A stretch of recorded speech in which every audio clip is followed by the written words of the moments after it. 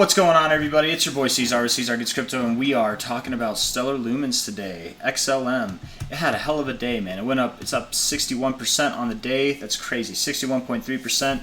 Very nice volume. Definitely a what's the word I'm looking for? A valid move. It's definitely legitimate. It's not a fake move by any chance, by any means. You bounced off the 123 MA here. You actually held it as support and bounced off it, which is great. You know, last time you kind of meandered through it, and then you broke through it, you found it as resistance went down. But now you didn't meander, you just bounced right off it, and then up you went. up you went. On a weekly time frame, if we were to take a fib from this high to this low, this was kind of the spring, right, that contracted this area from top to low. This is the spring that sprung us up to this 2272. We actually tipped right at it at 19.575 cents.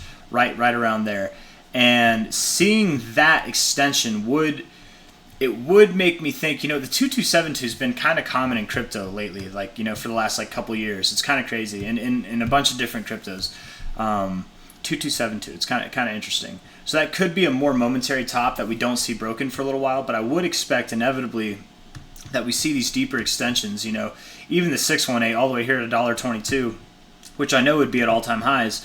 I think we would inevitably see that, but a better judge for higher prices would probably be this high to this low.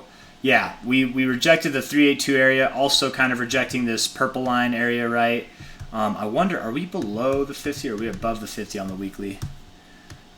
Let's see. I think you're below it. You're just barely below it. So it might not be go time yet to break this purple line, which again is right around like 21 cents, somewhere around there. Just a little bit below 21 cents actually. We might not be ready to break that just yet, but I wouldn't be surprised if we came back down to this like 236 area, made another move up somewhere around here. Maybe we hang out around above the 382 for a little bit, and then we go something like that. You know, in the more like immediate term, it is totally possible that we have kind of like a red day or a couple red days or something like that. Maybe they're significant, maybe they're not, but I wouldn't be surprised if we came back up and closed above this daily closing high. I wouldn't expect that we would go above this wicking high just yet, but maybe we hang out in this range. We don't go to like where the local low is going to be just yet. You know, maybe we kind of, like I said, have like a day or two of red, and then we come up. Those are weird drawn lines, man. You know, we come down like this, we go up, form like a double top kind of with a slightly higher high. We'd get bearish divergence on the RSI, and that would mark the top of this kind of move that we had, right?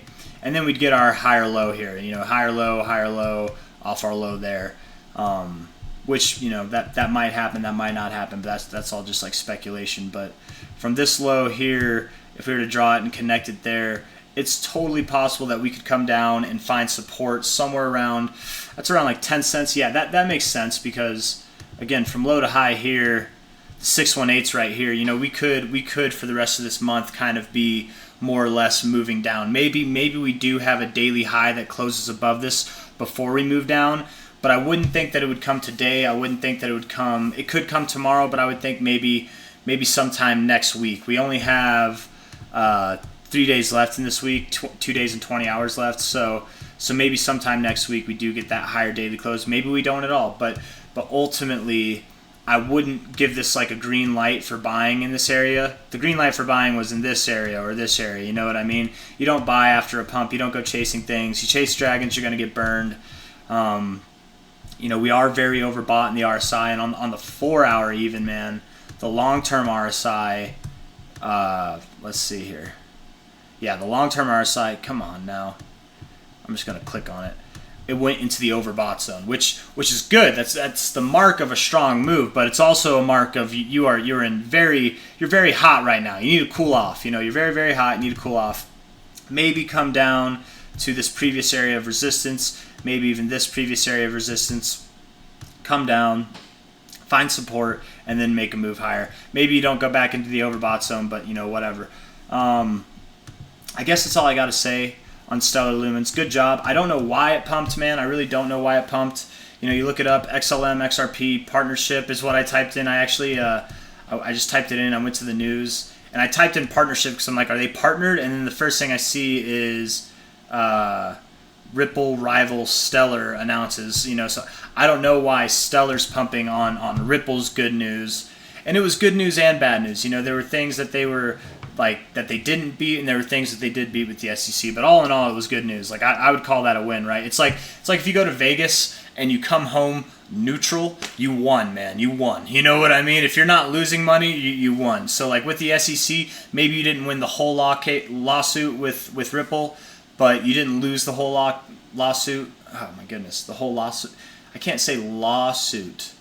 You either basically you hear what I'm saying though. Like it's still a win either way. Even if it wasn't a 100% win, I would still say it's a win. I just don't understand why it's a win for Stellar. Like what's so bullish about that? And just Stellar, because nothing else pumped like this other than XRP and Stellar. So I don't know. Maybe someone else knows. Maybe someone has more information. Maybe I just missed the story. I don't know where it would be. But anyways, guys, if you like the video, leave a thumbs up, subscribe to see more. Again, just to kind of give a general summary, I do think that we go down from here. It's not uncommon to have a retracement, again, to the tune somewhere around, maybe we go to like 10.1 cents at the lowest. And, at a minimum, I would expect that we drop down to like 13.6 cents, but probably likely lower. Probably somewhere, I would say if I had to be like more pessimistic or more realistic with myself, I'd say probably around like 12.5 cents to 10.1 cents, somewhere in that range. That's where we're going to get our low. So again, if you like the video, leave a thumbs up, subscribe to see more, and I will see you guys later. Take care. Bye-bye.